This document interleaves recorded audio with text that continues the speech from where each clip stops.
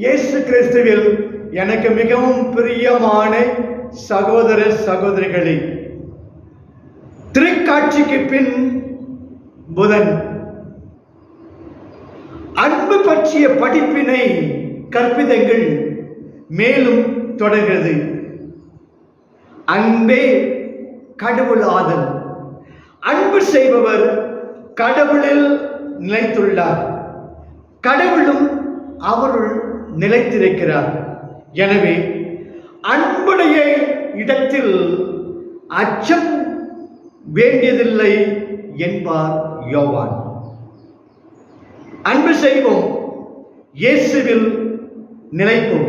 அன்பு செய்வோம் அன்பு மக்களே, இயேசுவில் நிலைத்திருப்போம்.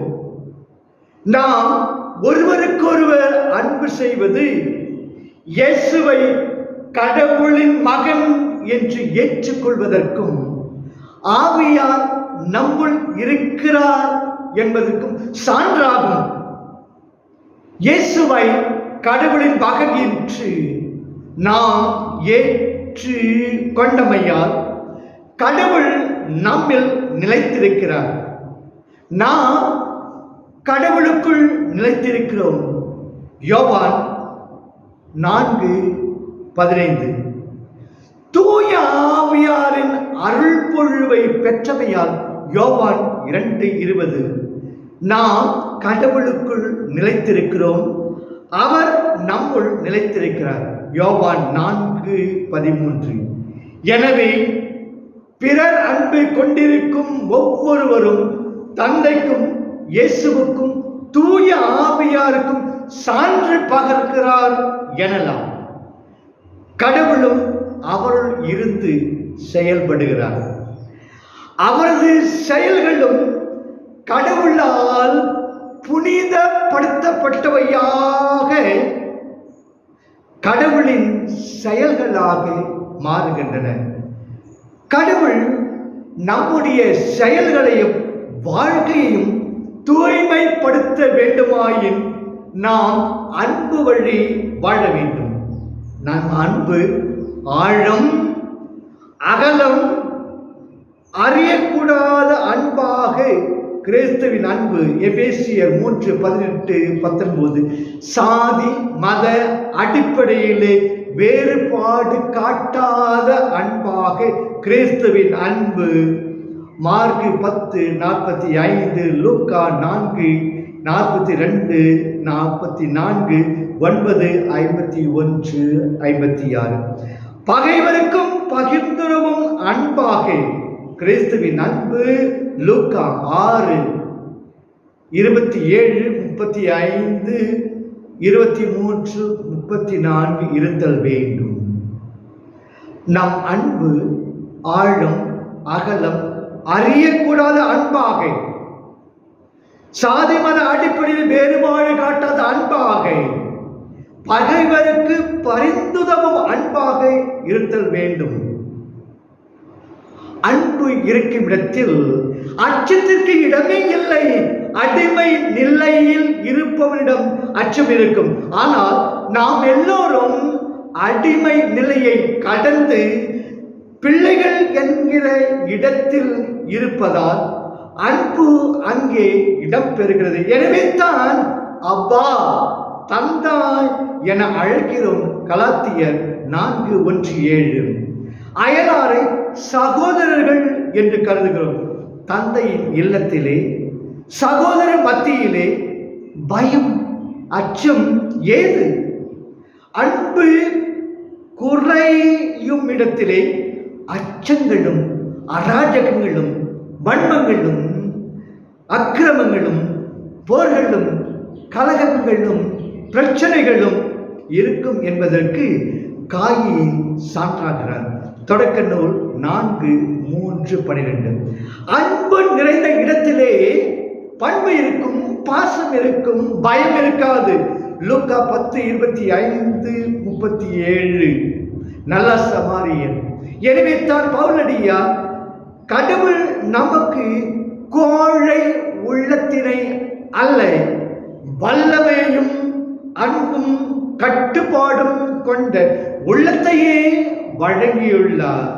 கடவுள் நமக்கு கோழை உள்ளத்தினை அல்ல, வல்லமையையும் அன்பும் கட்டுப்பாடும் கொண்ட உள்ளத்தையே வழங்கியுள்ளார். 2 தீமோத்தேயு 1:7 என்பார். எனவே அன்பு வழியாக அச்சத்திற்குள்ளாகும் அடிமை உள்ளத்தை ரோமையர் 8:15 களைந்து எறிவோம். எனவே அன்பு வழியாக அச்சத்திற்கு உள்ளாகும் அச்சத்திற்கு உள்ளாக்கும் அடிமையுள்ளத்தை களைந்து எறிவோம்.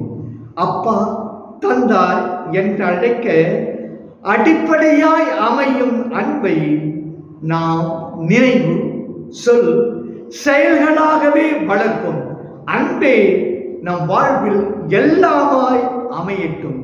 அன்பே சமயம், அன்பே வாழ்வு. நற்செய்தி திருத்தூதர் மார்க்கு 6:42-52. நமது ஆண்டவரின் புதுமைகள் பல.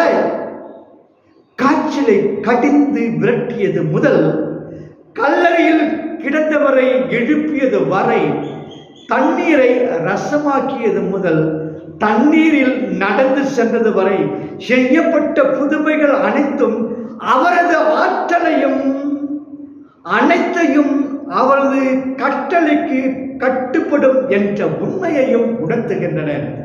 ஆண்டவர் நீர்த்திரளின் மேல் வீற்றிருக்கின்றார். திருப்பாடல் 28:3 என்ற சொற்களின் விளக்கத்தை இன்றைய நற்செய்தியில் காண்போம். இயேசுவின் வாழ்வு ஜெபம். பாலை நிலத்திலே அப்பத்தை பெற்ற மக்கள் நமது ஆண்டவரின் அற்புத சக்தியை உணர்ந்தவர்களாய் அவரை ரோமை அரசை அழித்து இஸ்ராயேல் ஆட்சி நிறுவ தகுந்தவர்கள் என்று எண்ணினர். எனவே அவரை அரசராக்க முயன்றனர். மார்க்கு 6:15.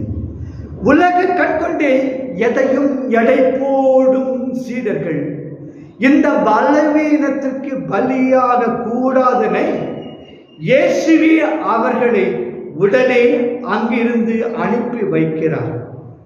பணிவிடை புரியவே வந்த இயேசுவும் அவ்விடத்தை விட்டு அகன்று ஜெபிப்பதற்காக ஆரவாரமற்ற மலைக்கு செல்லுகிறார். இயேசு எல்லா இடங்களிலும் எல்லா சூழ்நிலைகளிலும் ஜெபிக்கிறார். கூட்டத்தை அனுப்பியதும் ஜெபிக்க தனியாக மலை மீது ஏறினார். மத்தேயு 14:23. கெத்செமனே தோட்டத்தில் நாம் ஜெபிக்கும் அளவும் எங்கேயே இருங்கள் என்றார். மார்க்கு 14:32. பந்தியில் அமர்ந்திருக்கையில் ஜெபித்தார். மார்க்கு 24:30. இறைவனுடன் உறவாடுவதே ஜெபம். இதன் வழியாக இறைவனுடன் இணைகிறோம். எனது வாழ்விலும் ஜெபம், இறைவேண்டல் முதலிடம் பெறுகிறதா? அஞ்சாதீர்கள், நான் இருக்கிறேன். அஞ்சாதீர்கள், நான் இருக்கிறேன். இயேசு மலை மீது அமர்ந்து ஜெபித்துக் கொண்டிருந்தார். கடலில் கடும் புயல், எதிர்காற்றால் சீடர்கள் எதுவும் செய்ய முடியவில்லை. படகு நடுக்கடலில் தத்தளித்தது, தள்ளாடியது. மார்க்கு 6:48. ஆபத்து வேளையில் உதவ ஓடோடி வருபவர் இயேசு. அன்பாதவர்களே, ஆபத்து வேளையில் உதவ ஓடோடி வருபவர் இயேசு. அபய குரல் எழுப்பும் முன்பே ஓடி வருவதை இங்கு காண்கிறோம். அவர்களை நோக்கி கடலில் நடந்து வந்தார். அவர்களோ இவரை பூதம், பேய் என்றே எண்ணி அஞ்சினர். மார்க்கு 6:50. தைரியமாயிருங்கள், நான் தான், அஞ்சாதீர்கள் என்றார். மார்க்கு 6:51. அவர் படகிலே ஏறினார். காற்றும் ஓய்ந்தது. உங்களுக்கு எவை தேவை என்ன? அன்பார்ந்தவர்களே, உங்களுக்கு எவை தேவை என்ன உங்கள் வானக தந்தைக்கு தெரியும்.